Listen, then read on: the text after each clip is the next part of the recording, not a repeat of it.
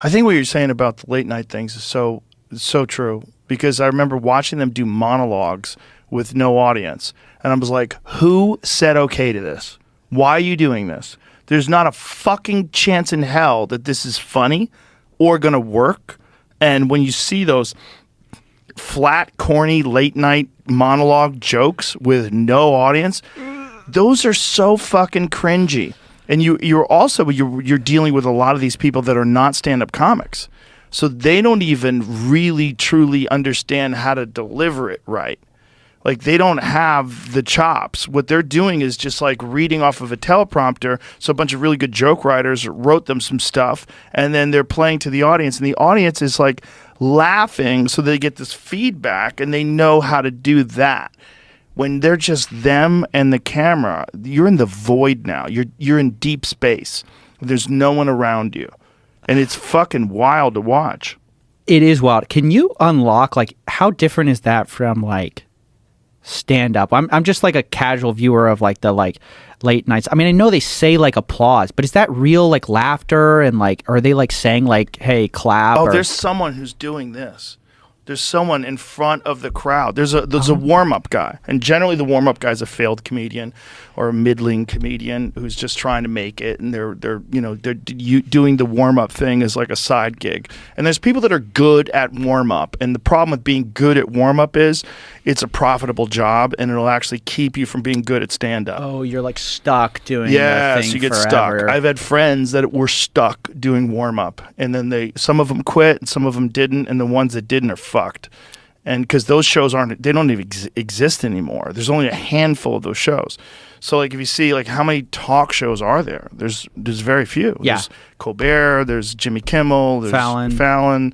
There's a few. There's only a few. Yeah. And so they stand there, and there's applause signs, and then there's producers. There's the warm-up guy that's literally telling people to clap. They're like, okay, explaining to the people, yeah. Okay, when Jimmy comes out, I want a big round of applause. Let's practice this right now. Ladies and gentlemen, Jimmy Fallon. Yeah.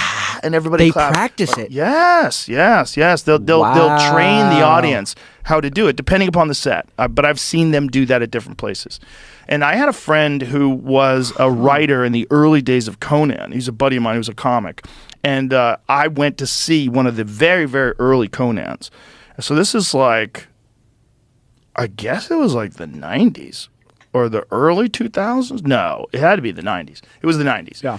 And they were reading their banter between Conan and who's the other guy? Andy Richter? Oh, Andy Richter, yeah. They were reading off of cue cards. So they had a giant cue card. The banter was fake. So the banter, their dialogue back and forth was scripted. So they were saying, so Andy, I understand you got married and blah, blah, blah, blah, blah. Oh, yes, I do. And so they're reading it, and I'm watching the cards. I'm like, this is madness. Who approved this? And it was terrible. The early days of Conan, like that sort of banter was fucking. The thing about Conan is like he's this funny guy. He was a funny writer. He's a really smart guy, and he had to figure out how to do the talk show. He figured it out. But in the beginning, it was awful. And I watched, like, the audience is being cheered on. There's literal applause signs that flash to tell you when to applaud. And like, we'll be right back. Yay! And everybody claps. Is everybody really clapping that you're going to be right back? Nobody gives a fuck if you're going to be right back. I feel like they didn't know that, though. Like, I feel like media literacy has kind of gone through the roof. Like, many people... I guess it's maybe everyone has cameras now, so everyone's like sort of mini producers now of their own show. Sure. And so they get it now, and so all of a sudden the craving for authenticity gets so much higher because now you're aware of like what everyone knows what a teleprompter is. Everybody's sort of like, even though I didn't know how exactly it worked, I kind of was vaguely aware that like they kind of told you to applaud, and the laugh tracks in sitcoms were just canned laughter. So I feel like as people realize the fakery, there's a craving for like, hey, can you do this for real? Like, can you not, I remember when I found out like none of the conversations were real. Like I was like, what? Right. What do you mean it's not real? Like because it's all a pretend. Like they're all pretending that you really knew about my funny boat story. And like I had this quippy, and I thought, wow, they're so charismatic. And you come to find out they've been rehearsing the story. Yes, they go over with a producer on the phone. And it's completely insane when you realize that. You go like, oh, it's all fake, and the illusion is sort of gone. And so now, I think one of the surprising things, but also maybe obvious in hindsight things, was why shows with no laugh track, less production, are more engaging. Yes. Is because there's more of a realization of, there isn't like games here. There's just two people talking. They haven't rehearsed their lines, and I mean, I came on here. There was no production notes. There was no like, hey, we want to talk about this. It was just like, hey, you want to come on, and that's all it is. And so I think we didn't even discuss what we're going to talk about. No, which is what I do with everybody. I just have them come in and talk. Yeah, it's fascinating, and I think that's partly to do with like why people enjoy the show is that they know it's not like tricks and gimmicks. I wonder, there's like, it's funny to me as I'm thinking about it, I'm like, there's sort of like this, like the world is accelerating in two directions towards like authenticity, and then like with all the beauty filters and like the fake AI voices, it's like you can fake reality, but we also crave reality at the same time. Yeah, for sure.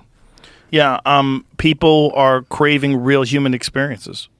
And if you watch those late night shows, you never feel like you know that person. You never feel like you're there. But if you're just talking, and you and I are just talking, someone is like on their iPhone or whatever they're doing, they're a fly on the wall. Yeah. I mean, they're here in a weird way. I always thought that it like live streaming your whole life would become big. Well, that was the Truman Show, right? Yeah, no, but I thought we would see it. Like, I guess you see it with Twitch streamers who like stream like 12 hours a day. Mm-hmm. But I kind of thought what would take off I was kind of surprised it didn't, was like, you just watch my whole life. Like some people did do that for a while. They tried it. I was kind of surprised that didn't, because I thought like eventually you'd have celebrities who their whole life would be on display, and like the authenticity of just sitting in a room with somebody with just, it's quiet. I think people just got too weirded out by that. But wasn't there was a movie, I forget who was in the movie, but there was a movie where someone had their whole life filmed, and at the end they rejected it and decided that's Truman Show for sure. But Truman Show was like, that was the Jim Carrey movie, right? Yeah, but that was fake, right? Like he didn't know they were filming his whole life, and he rejects it. There was another one where the person became famous because they followed them around with cameras everywhere. And at the end of it, like he fell in love with a girl or something, and it was over.